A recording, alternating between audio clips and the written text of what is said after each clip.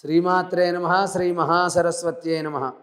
ओं शुक्लांबरधरं विष्णुं शशिवर्णं चतुर्भुजं प्रसन्नवदनं ध्यायेत् सर्वविघ्नोपशान्तये।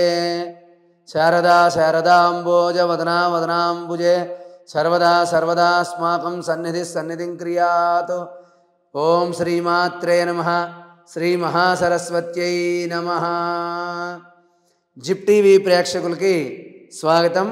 మనం ఈ రోజున ఒక చక్కని విషయం గురించి మనం తెలుసుకుందాం।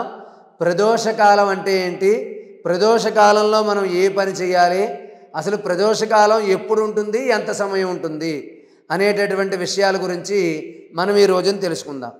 చాలామంది ప్రదోషము అంటే ఏదో దోషం ఉందేమో దానివల్ల భయపడిపోతూ ఉంటారు।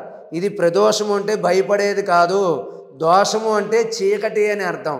ప్రదోషం అంటే చీకటికి ముందుగా ఉండే కాలము, అంటే సాయంత్రం సూర్యాస్తమయం 5:30కి అయిందనుకోండి, 6:30 వరకు ఒక గంట కానీ 48 నిమిషాలని కొంతమంది, 64 నిమిషాలు 68 నిమిషాలని కొంతమంది అంటున్నారు। ఏది ఏమైనా అందరూ కూడా క్యాలెండర్లోనూ పంచాంగంలోనూ కూడా ఉంటుంది। సూర్యాస్తమయం 5:30 అన్నాడు అనుకోండి, 6:20 వరకు కూడా ప్రదోషకాలంగా మనం చెప్పుకోవచ్చు। 48 నిమిషాల కాలం అనుకోండి, సూర్యాస్తమైన తర్వాత 48 నిమిషాలు కానీ 64 నిమిషాల కాలాన్ని కానీ ప్రదోషకాలము అంటారు। అంటే సూర్యాస్తమయం నుంచి చీకటి పడడానికి ముందు ఈ మధ్యలో ఉండే కాలాన్ని ప్రదోషకాలం అంటారు। ఇది చాలా విశేషమైనది। అదేవిధంగా పున్నమి ముందు అమావాస్య ముందు వచ్చే త్రయోదశి నాడు వచ్చేటటువంటి, అంటే మాస శివరాత్రి నాడు, త్రయోదశి చతుర్దశి కలిసి ఉంటుంది। మాస శివరాత్రి నాడు వచ్చే ప్రదోష సమయం చాలా విశేషమైనది। కాబట్టి సాయంత్రం పూట ప్రదోష సమయంలో పార్వతీ పరమేశ్వరులు కైలాసంలో ఉంటారట। ఆ సమయంలో శివుడు ఆనంద తాండవం చేస్తూ ఉంటాడని మిగిలిన దేవతలందరూ కూడా అక్కడికి వెళ్ళి ఆ శివుడు చేసే తాండవాన్ని చూసి ఆనందిస్తూ ఉంటారని చెప్తూ ఉంటారు। కాబట్టి మనం ఏ దేవాలయానికి వెళ్ళినా వెళ్ళకపోయినా సాయంత్రం ప్రదోషకాల సమయంలో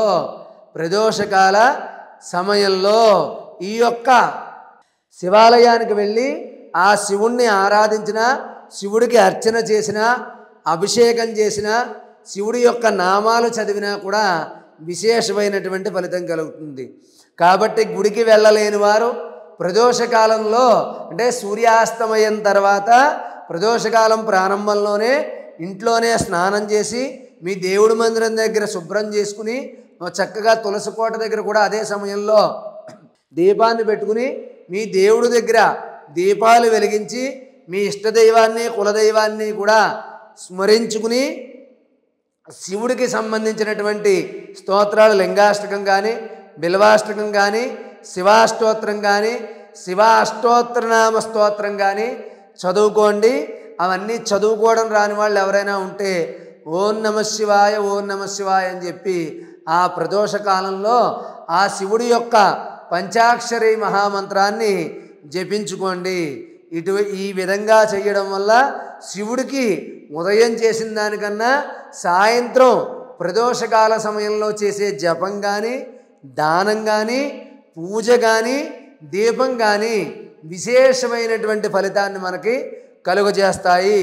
కాబట్టి అవకాశం ఉన్నవారు ఈ యొక్క ప్రదోషకాలాన్ని సద్వినియోగం చేసుకుని ఆ యొక్క శివుడి యొక్క ఆరాధన చేసి ఇంట్లో పూజ చేసుకోవడం కుదిరితే ఇంట్లో చేసుకోండి, లేకపోతే శివాలయానికి వెళ్ళి ఆ శివాలయం చుట్టూ 11 సార్లు ప్రదక్షిణ చేసి ఆ శివుడి యొక్క సన్నిధిలో ప్రదోషకాలం అంతా కూడా కూర్చుని ఓం నమ శివాయ జపం చేసుకుని మీ గోత్రనామాలతో అర్చన చేయించుకుని అక్కడ అభిషేకం చేసిన విభూతిని ధరించండి। శివుడి యొక్క అనుగ్రహం మీకు సంపూర్ణంగా కలుగుతుంది। కాబట్టి ప్రదోషకాల సమయంలో చేసేటటువంటి దీపారాధన కానీ, చేసేటటువంటి జపం కానీ, పూజ కానీ విశేషమైనటువంటి ఫలితాన్ని తప్పకుండా కలుగజేస్తాయి। కాబట్టి అవకాశం ఉన్నవారు తప్పకుండా చెయ్యండి।